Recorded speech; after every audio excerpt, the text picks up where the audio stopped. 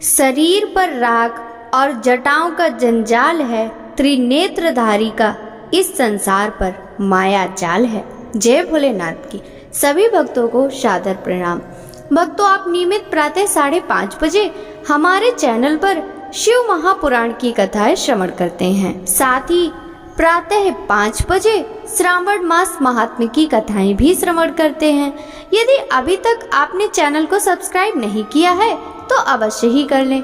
साथ ही bell icon भी press कर लें, जिससे आने वाले हर नए वीडियो का नोटिफिकेशन आपको तुरंत ही मिल सके। शिव महापुराण के कल के अध्याय में आपने दधीचि छू विवाद, दधीचि का शाप और छू पर अनुग्रह, ब्रह्मा जी का कैलाश पर शिव जी से मिलना, शिव द्वारा दक्ष को जीवित करना, दक्ष का यज्ञ को पूर्ण करना, हिमालय विवाह, पूर्व कथा, देवताओं का हिमालय के पास जाने की कथा का रसपान किया था।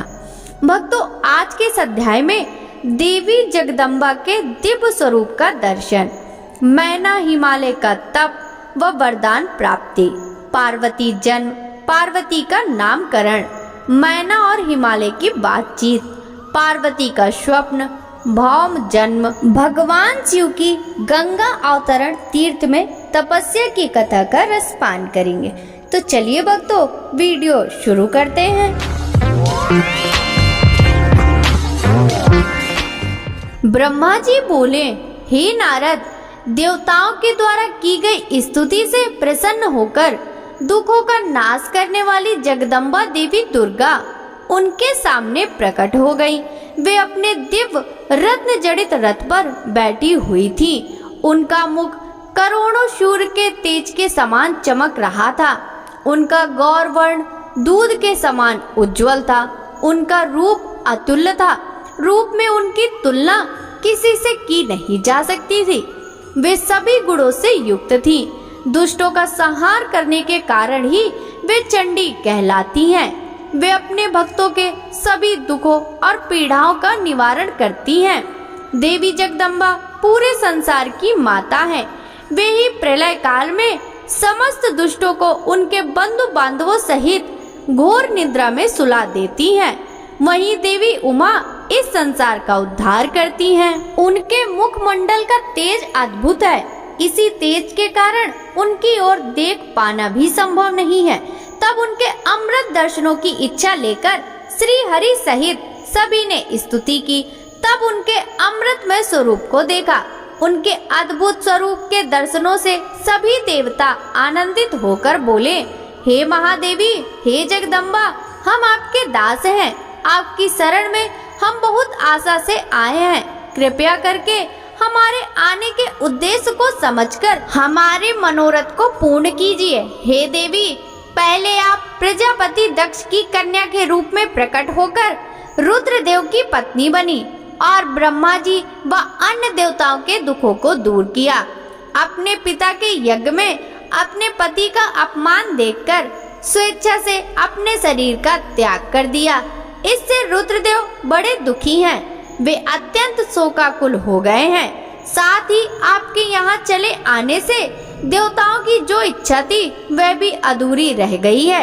इसलिए हे जगदम्बिके, आप पृथ्वी लोक पर पुनः अवतार लेकर रुद्रदेव को पति रूप में पाइए, ताकि इस लोक का कल्याण हो सके और सनत कुमार मुनि का कथन भी पूर्ण हो सके। हे भगवती, आप हम सब पर ऐसी ही कृपा करें ताकि हम सभी प्रसन्न हो जाएं तथा महादेव जी भी पुनः सुखी हो जाएं, क्योंकि आपसे वियोग होने के कारण वे अत्यंत दुखी हैं। कृपा करके हमारे सभी कष्टों को और दुखों को दूर करें। हे नारद, ऐसा कहकर सभी देवता पुनः भगवती की आराधना करने लग गए। तत्पश्चात हाथ जोड़कर चुपचाप खड़े हो गए। तब उनकी अनन्य स्तुति से देवी उमा को बहुत प्रसन्नता हुई। तब देवी शिव जी का स्मरण करते हुए बोली, हे हरे, हे ब्रह्मा जी तथा समस्त देवताओं और ऋषि मुनियों, मैं तुम्हारी आराधना से बहुत प्रसन्न हूँ। अब तुम सभी अपने अपने निवास स्थान पर जाओ और सुख पूर्वक वहाँ पर निवास करो। मैं निश्चय ही अवतार लेकर हिमालय मैना की पुत्री के रूप में प्रकट होंगी, क्योंकि मैं अच्छे से जानती हूँ कि जब से मैंने दक्ष के यज्ञ की अग्नि में अपना शरीर त्यागा है, तब से मेरे पति त्रिलोकीनाथ महादेव जी भी निरंतर कालाग्नि में जल रहे हैं। उन्हें हर समय मेरी ही चिंता रहती है। वे हर समय यह सोचते हैं कि उनके क्रोध के कारण ही मैं उनका अपमान देखकर वापस नहीं आई और मैंने वहीं अपना शरीर त्याग दिया। यही कारण है कि उन्होंने अलौकिक वेश धारण कर लिया है और सदैव योग में लीन रहते हैं। अपनी प्राण प्रिया का वियोग वे सहन नहीं कर सके, इसलिए उनकी भी यही इच्छा है कि मैं पुनः पृथ्वी पर अवतीर्ण हो जाऊं ताकि हमारा मिलन पुनः संभव हो सके। महादेव जी की इच्छा मेरे लिए सदैव सर्वोपरि है, अतः मैं अवश्य ही हिमालय मैना की पुत्री के रूप में अवतार लूंगी। इस प्रकार देवताओं को बहुत आश्वासन देकर देवी जगदम्बा वहां से अंतर ध्यान हो गयी। तत्पश्चात श्री हरि व अन्य देवताओं का मन प्रसन्नता और हर्ष से खिल उठा। वे उस स्थान को जहां देवी ने दर्शन दिए थे अनेकों बार नमस्कार कर अपने अपने धाम को चले गए। नारद जी ने पूछा, हे विधाता, देवी के अंतर ध्यान होने के बाद जब सभी देवता अपने अपने धाम को चले गए तब आगे क्या हुआ? हे भगवान, कृपा करके मुझे आगे की कथा भी सुनाइए। ब्रह्मा जी बोले, हे मुनि श्रेष्ठ नारद, जब देवी जगदम्बा वहाँ सभी देवताओं और हिमालय को आश्वासन देकर अपने लोक को चली गई, तब श्री हरि विष्णु ने मैना और हिमालय को देवी जगदम्बा को प्रसन्न करने के लिए उनकी स्तुति करने के लिए कहा। साथ ही देवी का भक्ति पूर्वक चिंतन करने और उनकी भक्ति भाव से तपस्या करने का उपदेश देकर सभी देवताओं सहित विष्णु जी भी अपने बैकुंठ लोक को चले गए। तत्पश्चात मैना और हिमालय दोनों सदैव देवी जगदम्बा के अमृतमय और कल्याणमय स्वरूप का चिंतन करते और उनकी आराधना में ही मग्न रहते थे। मैना देवी की कृपा दृष्टि पाने के लिए शिवजी सहित उनकी आराधना करती थी। वे ब्राह्मणों को दान देती और उन्हें भोजन कराती थी। मन में देवी दुर्गा को पुत्री रूप में पाने की इच्छा के लिए हिमालय और मैना ने चैत्र मास से आरंभ कर 27 वर्षों तक देवी की पूजा अर्चना नियमित रूप से की। मैना अष्टमी तिथि व्रत रखकर नवमी को लड्डू, खीर, पीटी, श्रृंगार और विभिन्न प्रकार के पुष्पों से उन्हें प्रसन्न करने का प्रयास करती। उन्होंने गंगा के किनारे दुर्गा देवी की मूर्ति बना रखी थी। वे सदैव उसकी नियम से पूजा करती थी। मैना देवी की निराहार रहकर पूजा करती, कभी जल पीकर कभी हवा से ही व्रत को पूरा करती। 27 वर्षों तक नियम पूर्वक भक्ति भाव से जगदम्बा देवी दुर्गा की आराधना करने के पश्चात वे प्रसन्न हो गयीं। तब देवी जगदम्बा ने मैना और हिमालय को अपने साक्षात दर्शन दिए। देवी जगदम्बा बोली, हे गिरिराज हिमालय और महारानी मैना, मैं तुम दोनों की तपस्या से बहुत प्रसन्न हूँ, इसलिए जो तुम्हारी इच्छा हो वह वरदान मांग सकते हो। हे हिमालय प्रिया, मैंने तुम्हारी तपस्या और व्रत को मुझसे बड़ी प्रसन्नता हुई है, इसलिए मैं तुम्हें मनोवांछित फल प्रदान करूंगी। सो जो इच्छा हो कहो। तब मैना देवी दुर्गा को भक्ति भावना से प्रणाम करके बोली, हे देवी जगदम्बिके, आपके प्रत्यक्ष दर्शन करके मैं धन्य हो गई। हे देवी, मैं आपके स्वरूप को प्रणाम करती हूँ। हे माते, हम पर प्रसन्न होइए। मैना के वचनों को सुनकर देवी दुर्गा को बहुत संतोष हुआ और उन्होंने मैना को गले से लगा लिया। देवी के गले लगते ही मैना को ज्ञान की प्राप्ति हो गई। तब वे देवी जगदम्बा से कहने लगी, इस जगत को धारण करने वाली, लोगों का पालन करने वाली तथा मनवांछित फलों को देने वाली देवी, मैं आपको प्रणाम करती हूँ। आप ही इस जगत में आनंद का संचार करती हैं। आप ही माया हैं, आप ही योग निद्रा हैं। आप अपने भक्तों के शोक और दुखों को दूर करती हैं। आप ही अपने भक्तों को अज्ञानता के अंधेरे से निकालकर उन्हें ज्ञान रूपी तेज प्रदान करती हैं। भला मैं तुच्छ स्त्री कैसे आपकी महिमा का वर्णन कर सकती हूँ। आप आकार रहित तथा अदृश्य हैं। आप शाश्वत शक्ति हैं। आप परम योगिनी हैं और इच्छा अनुसार नारी रूप में धरती पर अवतार लेती हैं। आप ही पृथ्वी लोक पर चारों ओर फैली प्रकृति हैं। ब्रह्म के स्वरूप को अपने वश में रखने वाली विद्या आप ही हैं। हे जगदम्बा माता, आप मुझ पर प्रसन्न होइए। आप ही यज्ञ में अग्नि के रूप में प्रज्वलित होती हैं। माता, आप ही सूर्य की किरणों को प्रकाश प्रदान करने वाली शक्ति हैं। चंद्रमा की शीतलता भी आप ही हैं। ऐसी महान और मंगलकारी देवी जगदम्बा का मैं स्तवन करती हूँ। माते, मैं आपकी ही वंदना करती हूँ।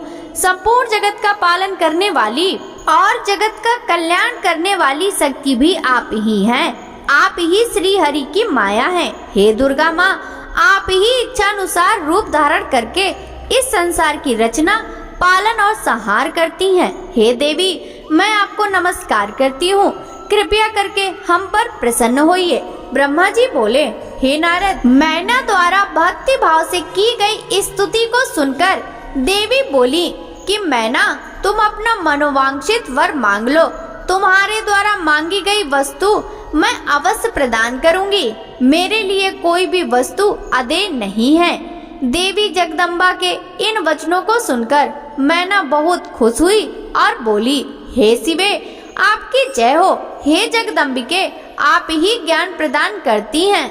आप ही सबको मनोवांछित वस्तु प्रदान करती हैं। हे देवी, मैं आपसे वरदान मांगती हूँ। हे माते, आप मुझे 100 पुत्र प्रदान करें जो बलशाली और पराक्रमी हो, जिनकी आयु लंबी हो। तत्पश्चात मेरी एक पुत्री हो जो साक्षात आपका ही रूप हो। हे देवी, आप सारे संसार में पूजित हैं तथा सभी गुणों से संपन्न और आनंद देने वाली हैं। हे माता, आप ही सभी कार्यों की सिद्धि करने वाली हैं। हे भगवती, देवताओं के कार्यों को पूरा करने के लिए आप रुद्रदेव की पत्नी होइए और इस संसार को अपनी कृपा से कृतार्थ करने के लिए मेरी पुत्री बनकर मेरी पुत्री बनकर जन्म लीजिए। मैना के कहे वचनों को सुनकर देवी भगवती मुस्कुराने लगी। तब सबके मनोरथों को पूर्ण करने वाली देवी मुस्कुराते हुए बोली, मैना, मैं तुम्हारी भक्ति भाव से की गई तपस्या से बहुत प्रसन्न हूँ। मैं तुम्हारे द्वारा मांगे गए वरदानों को अवश्य ही पूर्ण करूँगी। सर्वप्रथम मैं तुम्हें 100 बलशाली पुत्रों की माता होने का वर प्रदान करती हूँ। उन 100 पुत्रों में से सबसे पहले जन्म लेने वाला पुत्र सबसे अधिक शक्तिशाली और बलशाली होगा। तत्पश्चात मैं स्वयं तुम्हारी पुत्री के रूप में तुम्हारे गर्भ में जन्म लूंगी। तब मैं देवताओं के हित का कल्याण करूंगी। ऐसा कहकर जगत जननी परमेश्वरी देवी जगदम्बा वहां से अंतर ध्यान हो गई। तब महेश्वरी से अपने द्वारा मांगा गया अभीष्ट फल पाकर देवी मैना खुशी से झूम उठी। तत्पश्चात वे अपने घर चली गई। घर जाकर मैना ने अपने पति हिमालय को भी अपनी तपस्या की पूर्णता और वरदानों की प्राप्ति के बारे में बताया, जिसे सुनकर हिमालय बहुत प्रसन्न हुए। तब वे दोनों अपने भाग्य की सराहना करने लगे। तत्पश्चात कुछ समय बाद मैना का गर्भ ठहरा। धीरे धीरे समय व्यतीत होता गया। समय पूर्ण होने पर मैना ने एक पुत्र को जन्म दिया, जिसका नाम मैनाक रखा गया। पुत्र प्राप्ति की सूचना मिलने पर हिमालय हर्ष से उद्वेलित हो गए और उन्होंने अपने नगर में बहुत बड़ा उत्सव किया। इसके बाद हिमालय के यहाँ 99 और पुत्रों ने जन्म लिया। 100 पुत्रों में मैनाक सबसे बड़ा और बलशाली था। उसका विवाह नाग कन्याओं से हुआ। जब इंद्रदेव पर्वतों पर क्रोध करके उनके पंखों को काटने लगे तो मैनाक समुद्र की शरण में चला गया। उस समय पवन देव ने इस कार्य में मैनाक की सहायता की। वहाँ उसकी समुद्र से मित्रता हो गई। मैनाक पर्वत ही अपने बाद प्रकटे सभी पर्वतों में पर्वतराज कहलाता है। ब्रह्मा जी कहते हैं, हे नारद, तत्पश्चात हिमालय और मैना देवी भगवती और शिव जी के चिंतन में लीन रहने लगे। उसके बाद जगत की माता जगदम्बिका अपना कथन सत्य करने के लिए अपने पूर्ण अंशों द्वारा पर्वतराज हिमालय के हृदय में आकर विराजमान हुई। उस समय उनके शरीर में अद्भुत एवं सुंदर प्रभा उतर आई। वे तेज से प्रकाशित हो गए और आनंद मग्न हो देवी का ध्यान करने लगे। तब उत्तम समय में गिरिराज हिमालय ने अपनी प्रिय मैना के गर्भ में उस अंश को स्थापित कर दिया। मैना ने हिमालय के हृदय में विराजमान देवी के अंश से गर्भ धारण किया। देवी जगदम्बिका के गर्भ में आने से मैना की शोभा व कांति निखर आई। वे तेज से संपन्न हो गईं। तब उन्हें देखकर हिमालय बहुत प्रसन्न रहने लगे। जब देवताओं सहित श्री हरि और मुझे इस बात का ज्ञान हुआ तो हमने देवी जगदम्बिका की बहुत स्तुति की और अपने अपने धाम को चले गए। धीरे धीरे समय बीतता गया। 10 माह पूरे हो जाने के पश्चात देवी शिवा ने मैना के गर्भ से जन्म ले लिया। जन्म लेने के पश्चात देवी शिवा ने मैना को अपने साक्षात रूप में दर्शन कराए। देवी के जन्म दिवस वाले दिन बसंत ऋतु के चैत्र माह की 9वीं तिथि थी। उस समय मृगशिरा नक्षत्र था। देवी के जन्म से सारे संसार में प्रसन्नता छा गई। मंद मंद हवा चलने लगी। सारा वातावरण सुगंधित हो गया। आकाश में बादल उमड़ आए और हल्की हल्की फुहारों के साथ पुष्प वर्षा होने लगी।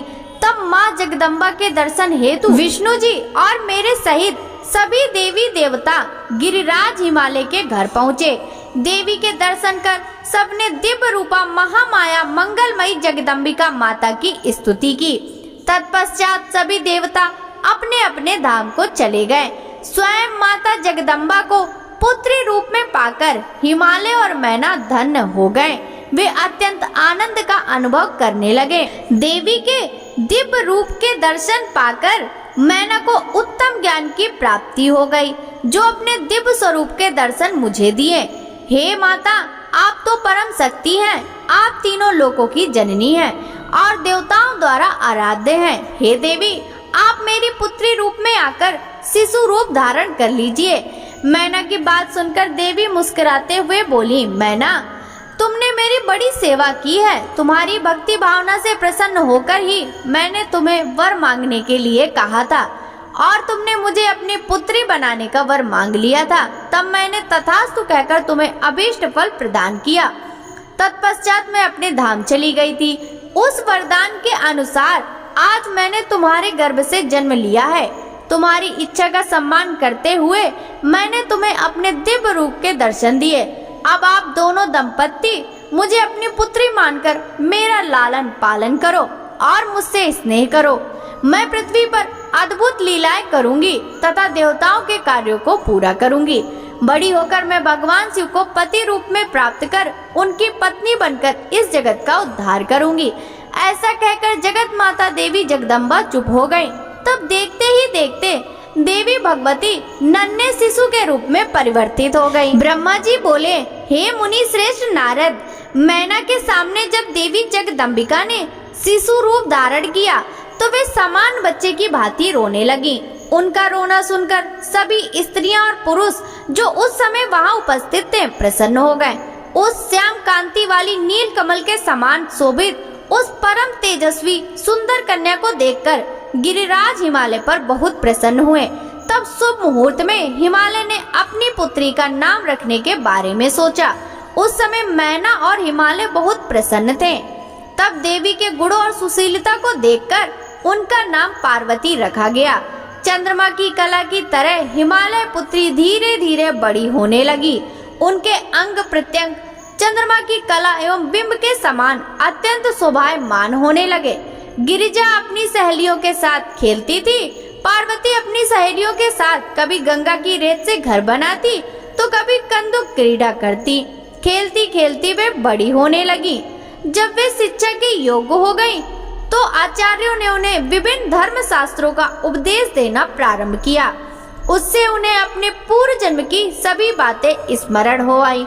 मुने, इस प्रकार मैंने शिवा की लीला का वर्णन तुमसे किया है। एक समय की बात है कि तुम शिव लीला से प्रेरित होकर हिमालय के घर गए। हे नारद, तुम शिव तत्व के ज्ञाता हो और उनकी विभिन्न लीलाओं को समझते हो। तुम्हें आया हुआ देखकर हिमालय मैना ने तुम्हें प्रसन्नता पूर्वक नमस्कार किया तथा खूब आदर सत्कार किया। तत्पश्चात हिमालय ने अपनी पुत्री पार्वती को बुलाया और उससे तुम्हारे चरणों में प्रणाम कराया। फिर स्वयं भी बारंबार नमस्कार करने लगे और बोले, हे मुनियों, मैं श्रेष्ठ नारद, हे ब्रह्मपुत्र नारद, आप परम ज्ञानी हैं। आप सदैव सबका उपकार करते हैं। आप भूत, भविष्य और वर्तमान जानते हैं। आप परोपकारी और दयालु हैं। कृपया मेरी कन्या का भाग्य बताएं और मुझे यह भी बताएं कि मेरी बेटी किसकी सौभाग्यवती पत्नी होगी। नारद, हिमालय के ऐसे प्रश्न सुनकर तुमने पार्वती का हाथ देखा और उनके मुख मंडल को देखकर कहना शुरू किया कि हे गिरिराज और मैना, आपकी यह पुत्री चंद्रमा की कला की तरह सुशोभित हो रही है। यह समस्त शुभ लक्षणों से युक्त है। इसका भाग्य बड़ा प्रबल है। यह अपने पति के लिए सुखदायिनी होगी, साथ ही अपने माता पिता के यश और कीर्ति को बढ़ाएगी। यह परम साध्वी और संसार की स्त्रियों में सर्वश्रेष्ठ होगी। इसका पति योगी, नग्न, निर्गुण, काम वासना से रहित, माता पिता हीन, अभिमान से रहित, पवित्र एवं साधु वेशधारी होगा। इस बात को सुनकर मैना और हिमालय दोनों दुखी हो गए। पार्वती देवी सोचने लगी कि मुनि नारद की बात हमेशा सत्य होती है। जो लक्षण नारद जी ने बताए हैं वे सभी तो शिव जी में विद्यमान हैं। भगवान शिव को अपना भावी पति मानकर पार्वती मन ही मन हर्ष से खिल उठी। शिव जी के चरणों का चिंतन करने लगी। तब हिमालय बड़े दुखी स्वर से बोले कि हे नारद, अपनी पुत्री के भावी पति के विषय के रूप में जानकर मैं बहुत दुखी हूँ। कृपया मेरी पुत्री को बचाने का कोई मार्ग सुझाएं। गिरिराज हिमालय के ये वचन सुनकर, हे नारद, तुमने कहा गिरिराज, मेरी कही बात सर्वथा सच होगी, क्योंकि हाथ की रेखाएं ब्रह्मा जी द्वारा लिखी जाती हैं और कभी भी झूठ नहीं हो सकती। इस रेखा का फल तो अवश्य ही मिलेगा, किंतु ऐसा होने पर भी पार्वती सुख पूर्वक रहे, इस हेतु पार्वती का विवाह भगवान शिव से कर दो। भगवान शिव में ये सभी गुण हैं, महादेव जी में ये शुभ लक्षण भी शुभ हो जाते हैं। इसलिए गिरिराज, तुम बिना विचार किए अपनी कन्या का विवाह भगवान शिव से कर दो। वे सबके ईश्वर हैं तथा निर्विकार, सामर्थ्यवान और अविनाशी हैं, किंतु ऐसा होना इतना सरल नहीं है। पार्वती शिव विवाह तभी संभव हो सकता है जब किसी तरह भगवान शिव प्रसन्न हो जाए। भगवान शंकर को प्रसन्न करने के लिए और वश में करने का सबसे सरल और उत्तम साधन है यदि आपकी पुत्री भगवान शिव की अनन्य भक्ति भाव से तपस्या करे तो सब ठीक हो जाएगा। पार्वती भगवान शिव को पति रूप में प्राप्त करेगी। वे सदैव भगवान शिव के अनुसार ही कार्य करेगी, क्योंकि वे उत्तम व्रत का पालन करने वाली महासाध्वी है। वे अपने माता पिता के सुख को बढ़ाने वाली है। हे गिरिराज हिमालय, भगवान शिव और शिवा का प्रेम तो अलौकिक है। ऐसा प्रेम न तो किसी को हुआ है और न ही होगा। भगवान शिव इनके अलावा और किसी स्त्री को अपनी पत्नी नहीं बनाएंगे। हिमालय, शिव शिवा को एकाकार होकर देवताओं की सिद्धि के लिए अनेक कार्य करने हैं। आपकी पुत्री को पत्नी रूप में प्राप्त करके ही भगवान अर्धनारीश्वर होंगे। आपकी पुत्री पार्वती भगवान शिव की तपस्या से उन्हें संतुष्ट कर उनकी अर्धांगिनी बन जाए। मुनि नारद, तुम्हारे इन वचनों को सुनकर हिमालय बोले, हे मुनि श्रेष्ठ नारद, भगवान शिव सभी प्रकार की इच्छाओं का त्याग करके अपने मन को संयम में रखकर नित्य तपस्या करते हैं। उनका ध्यान सदैव परम ब्रह्म में लगा रहता है। भला वे अपने मन को कैसे योग से हटाकर मोह माया के बंधनों में फंसने हेतु विवाह करेंगे। जो भगवान शिव अविनाशी, प्रकृति से परे, निर्गुण, निराकार और दीपक की लौ की तरह प्रकाशित हैं और सदैव परम ब्रह्म के प्रकाश पुंज को तलाशते हैं, वे कैसी मेरी पुत्री से विवाह करने पर राजी होंगे। मेरी जानकारी के अनुसार भगवान शिव ने बहुत पहले अपनी पत्नी सती के सामने यह प्रतिज्ञा की थी, वे उनके अलावा किसी और को पत्नी रूप में कभी भी स्वीकार नहीं करेंगे। अब जब सती ने अपने शरीर को त्याग दिया है तो वे किसी और स्त्री को कैसे ग्रहण करेंगे। यह सुनकर आपने कहा, गिरिराज, आपको इसकी चिंता नहीं करनी चाहिए। तुम्हारी कन्या ही पूर्व जन्म में दक्ष की पुत्री सती थी और शिव जी की प्राण प्रिया थी। अपने पिता दक्ष द्वारा अपने पति का अनादर देखकर लज्जित होकर सती ने योगाग्नि में अपने शरीर को भस्म कर दिया था। अब वही देवी जगदम्बा जो पहले सती के रूप में अवतरित हुई थी, अब पार्वती के रूप में तुम्हारी पुत्री बनी है। इसलिए तुम्हें पार्वती के विषय में चिंता करने की कोई आवश्यकता नहीं है। देवी पार्वती ही भगवान शिव की पत्नी होंगी। तुम्हारी बातें सुनकर गिरिराज हिमालय और उनकी पत्नी मैना व उनके पुत्रों को बहुत संतोष हुआ और उनके सभी संदेह और शंकाएं पूर्णतः दूर हो गई। पास ही बैठी पार्वती ने भी अपने पूर्व जन्म की कथा के विषय में सुना। भगवान शिव को अपना पति जानकर देवी पार्वती लज्जा से सिर झुकाकर बैठ गईं। मैना और हिमालय ने उनके सिर पर हाथ फेरकर उन्हें आशीर्वाद दिया। तत्पश्चात पार्वती को तपस्या के विषय में बताकर नारद वहां से अंतर ध्यान हो गए। आपके जाने के बाद मैना और हिमालय बहुत प्रसन्न हुए। ब्रह्मा जी बोले, हे नारद, तुम्हारे स्वर्ग लोक जाने के पश्चात कुछ समय तक सब कुछ ऐसे ही चलता रहा। एक दिन मैना अपने पति हिमालय के पास गई और उन्हें प्रणाम कर उनसे कहने लगी, हे प्राणनाथ, उस दिन जब देवर्षि नारद हमारे यहाँ पधारे थे और पार्वती का हाथ देखकर उसके विषय में अनेक बातें बता गए थे, तब मैंने उनकी बातों पर ध्यान दिया था। अब पार्वती बड़ी हो रही है, मेरी आपसे विनम्र प्रार्थना है कि आप उसके विवाह के लिए सुयोग व सुंदर वर की खोज शुरू कर दें, जिसके साथ हमारी पुत्री पार्वती सुख से अपना जीवन व्यतीत कर सके। वह शुभ लक्षणों वाला तथा कुलीन होना चाहिए, क्योंकि मुझे अपनी पुत्री अपने प्राणों से भी अधिक प्यारी है। मैं सिर्फ पुत्री का सुख चाहती हूँ। यह कहकर मैना की आंखों में आंसू आ गए और वे अपने पति के चरणों में गिर पड़ी। तत्पश्चात हिमालय ने पत्नी मैना को प्रेम पूर्वक उठाया और उन्हें समझाने लगे। वे बोले, हे देवी, तुम व्यर्थ की चिंता त्याग दो। मुनि नारद की बात कभी झूठ नहीं हो सकती। यदि तुम पार्वती को सुखी देखना चाहती हो तो उसे भगवान शिव की तपस्या के लिए प्रेरित करो। यदि शिव जी प्रसन्न हो गए तो वे स्वयं ही पार्वती का पारिग्रहण कर लेंगे, तब सब कुछ शुभ ही होगा। सभी अनिष्ट और शुभ लक्षणों का नाश होगा। भगवान शंकर सदा मंगलकारी हैं, इसलिए तुम पार्वती को शिव जी की कृपा दृष्टि प्राप्त करने के लिए तपस्या करने की शिक्षा दो। हिमालय की बात सुनकर प्रसन्नता पूर्वक अपनी पुत्री पार्वती को तपस्या के लिए कहने उनके पास चली गई। ब्रह्मा जी बोले, हे मुनि श्रेष्ठ नारद, जब मैना पार्वती के पास पहुंची तो उन्हें देखकर सोचने लगी कि मेरी पुत्री तो कोमल और नाजुक है। ये सदैव राजसी ठाट बाट में रही है। दुख और कष्टों को सहना तो दूर की बात है, इनके बारे में भी ये सर्वथा अनजान है। पार्वती को उन्होंने बड़े लाड़ और प्यार से पाला है, तब कैसे मैं अपनी प्रिय पुत्री को कठोर तपस्या करने के लिए प्रेरित कर सकती हूँ। यही सब सोचकर मैना अपनी पुत्री से तपस्या के लिए कुछ नहीं बोल सकी। अपनी माता के चिंतित चेहरे को देखकर साक्षात जगदम्बा का अवतार धारण करने वाली देवी पार्वती यह जान गई कि माताजी क्या कहना चाहती हैं। तब सब कुछ जानने वाली देवी भगवती का साक्षात रूप पार्वती बोली, हे माता, यहाँ आप कब आई? आप बैठिए। माता, पिछली रात्रि के ब्रह्म मुहूर्त में मैंने एक स्वप्न देखा है, उस विषय में मैं आपको बताती हूँ। मेरे सपने में एक दयालु और तपस्वी ब्राह्मण आए।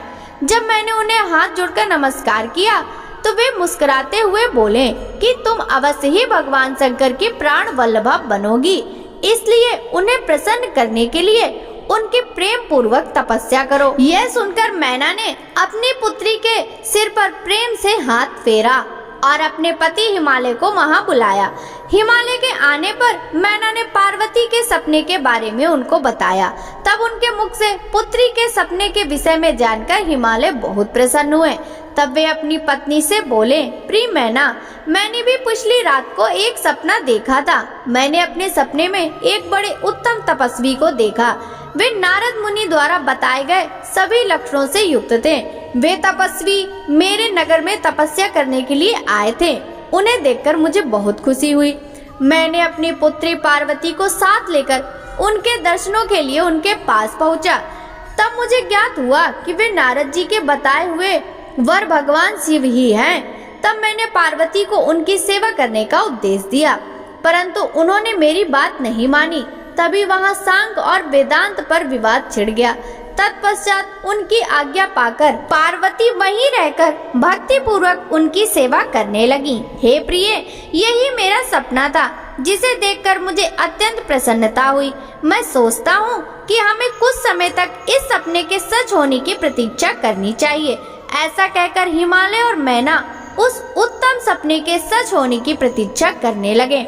ब्रह्मा जी बोले, नारद, भगवान शिव का यश परम पावन मंगलकारी भक्ति वर्धक और उत्तम है। दक्ष यज्ञ से वे अपने निवास कैलाश पर्वत पर वापस आ गए।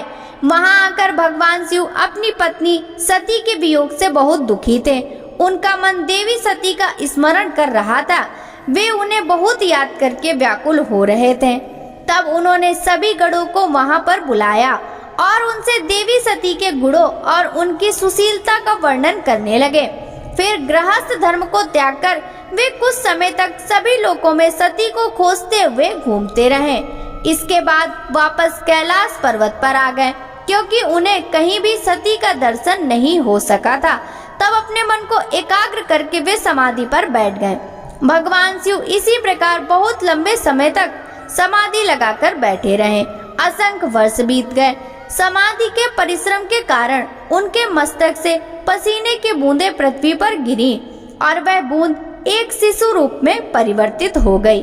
उस बालक का रंग लाल था, उसकी 4 भुजाएं थी, उसका रूप मनोहर था। वह बालक दिव्य तेज से संपन्न अनोखी शोभा पा रहा था। वह प्रकट होते ही रोने लगा। उसे देखकर संसारी मनुष्यों की भांति शिव जी उसके पालन पोषण का विचार करके व्याकुल हो गए। उसी समय डरी हुई एक सुंदर स्त्री वहां आई। उसने बालक को अपनी गोद में उठा लिया और उसका मुख चूमने लगी। तब उन्होंने उसे दूध पिलाकर उस बालक के रोने को शांत किया। फिर वह उसे खिलाने लगी। वह स्त्री और कोई नहीं, स्वयं पृथ्वी माता थी। संसार की सृष्टि करने वाले, सब कुछ जानने वाले महादेव जी यह देखकर हंसने लगे। वह पृथ्वी को पहचान चुके थे।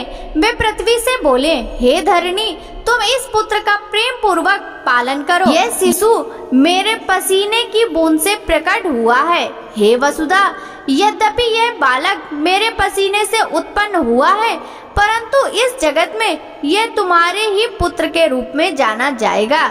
यह परम गुणवान और भूमि देने वाला होगा। यह मुझे भी सुख देने वाला होगा। हे देवी, तुम इसका धारण करो। नारद यह कहकर भगवान शिव चुप हो गए। उनका दुखी हृदय थोड़ा सा शांत हो गया था। उधर शिव जी की आज्ञा का पालन करते हुए पृथ्वी अपने पुत्र को साथ लेकर अपने निवास स्थान पर चली गई। बड़ा होकर यह बालक भौम नाम से प्रसिद्ध हुआ। युवा होने पर भौम काशी गया। वहाँ उसने बहुत लंबे समय तक भगवान शिव की सेवा आराधना की। तब भगवान शंकर की कृपा दृष्टि पाकर भूमि पुत्र भौम दिव्य लोक को चले गए।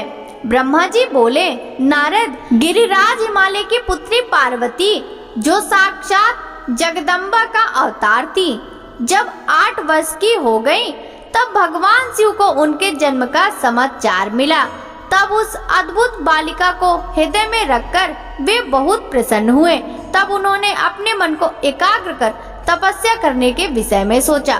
तत्पश्चात नंदी एवं कुछ और गणों को अपने साथ लेकर महादेव जी हिमालय के सर्वोच्च शिखर पर गंगोत्री नामक तीर्थ पर चले गए।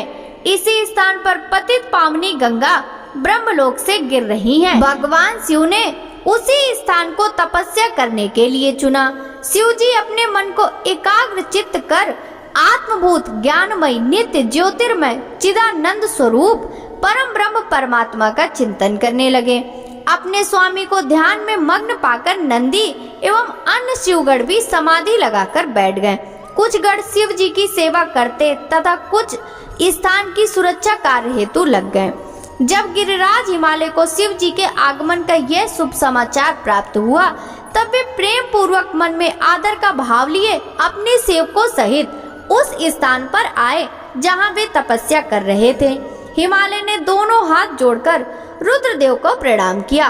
तत्पश्चात उनकी भक्ति भाव से पूजा आराधना करने लगे। हाथ जोड़कर हिमालय बोले, भगवान, आप यहाँ पधारे, यह मेरा सौभाग्य है। प्रभु, आप भक्त वत्सल हैं। आज आपके साक्षात दर्शन पाकर मेरा जन्म सफल हो गया। आप मुझे अपना सेवक समझे और मुझे अपनी सेवा करने की आज्ञा प्रदान करें। हे प्रभु, आपकी सेवा करके मेरा मन अत्यधिक आनंद का अनुभव करेगा। गिरिराज हिमालय के वचन सुनकर महादेव जी ने अपनी आंखें खोली और वहाँ हिमालय और उनके सेवकों को खड़ा देखा। उन्हें देखकर महादेव जी मुस्कुराते हुए बोले, हे गिरिराज, मैं तुम्हारे शिखर पर एकांत में तपस्या करने के लिए आया हूँ। हिमालय, तुम तपस्या के धाम हो। देवताओं, मुनियों और राक्षसों को भी तुम आश्रय प्रदान करते हो। गंगा, जो कि सबके पापों को धो देती है, तुम्हारे ऊपर से होकर ही निकलती है।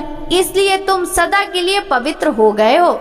मैं इस परम पावन स्थल, जो कि गंगा का उद्गम स्थल है, पर तपस्या करने के लिए आया हूँ।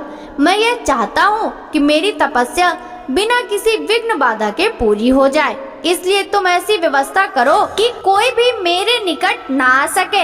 अब तुम अपने घर जाओ और इसका उचित प्रबंध करो। ऐसा कहकर भगवान शिव चुप हो गए। तब हिमालय बोले, हे परमेश्वर, आप मेरे निवास के क्षेत्र में पधारे। यह मेरे लिए बड़े सौभाग्य की बात है।